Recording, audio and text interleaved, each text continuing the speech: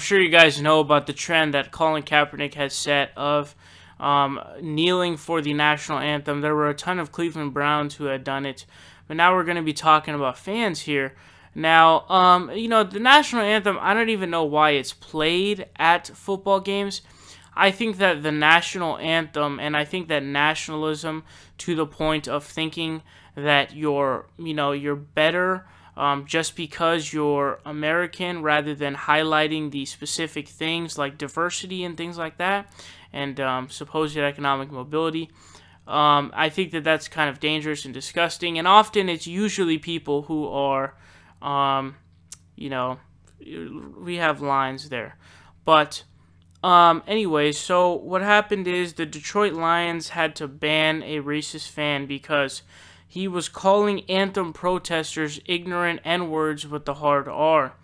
And I'm like I said, I'm not a big fan of it. I find the national anthem to be something that is diametrically opposed to both democracy and, liberty. And it doesn't preserve liberty in any way. And I think that it makes you submissive, and I think that it strips you of your critical thinking, and it makes you basically turn into, effectively, you're becoming something like the Soviet Union, where everybody has to pledge this, say this all, put hands on your hearts, face the same direction, everybody all around the world. It's like, it's so fucking stupid, man. Like, it's so dumb. But here's what Raw Story says, getting back to the story. They say, the Detroit Lions fan who posted an angry racist rant on Snapchat has given up his season tickets after being banned from Ford Field, the Lions' home stadium, said Detroit's Fox 2 TV. The Lions organization announced on Thursday that David Doptis, owner of a restaurant supply company in Pontiac, Michigan, has been banned from Lions games after calling two black protesters who sat during the U.S. national anthem, quote, ignorant N-words with hard R, and saying that if they don't love the U.S., then they should leave. This is something very stupid again, because there's clear, and she's gonna go break that down, her reasoning specifically to it. But the national anthem was created a long time ago, and you could honestly make the argument, of course, that there's not good origins to that. But they go on to say, Doptis has denied that he posted the photo, so he's still denying it. It says, Stacey Graham, the woman in Doptis' photo, told WXYZ TV, what a great fucking name for a TV station, that she was sitting out the anthem because she objects to the references the lyrics made in verse 3 that some historians say glorifies the killing emancipated slaves, quote, no refuge could save the hireling and slave from the terror of flight of the gloom of the grave.